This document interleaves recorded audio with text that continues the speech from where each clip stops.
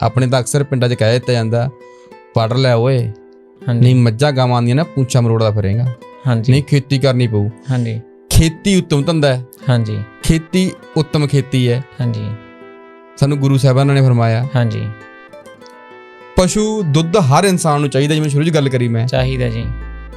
ਸੱਚ ਦੱਸਿਓ ਕਿ ਜਿਹੜੇ ਨੌਜਵਾਨ ਅਜੇ ਵੀ ਹਾਂਜੀ ਘਰਾਂ 'ਚ ਬੈਠੇ ਨੇ ਹਾਂਜੀ ਨਿਰਾਸ਼, ਹਾਂਜੀ ਜਿਨ੍ਹਾਂ ਨੂੰ ਲੱਗਦਾ ਹੈ ਕਿ ਕੰਮ ਨਹੀਂ ਹੈਗਾ, ਹਾਂਜੀ ਜੋ ਡੇਅਰੀ ਫਾਰਮ ਕਰਨ, ਹਾਂਜੀ ਕੀ ਵਾਕਈ ਕਾਮਯਾਬੀ ਹੈ? ਵਾਕਿਆ ਕਾਮਯਾਬੀ ਆ।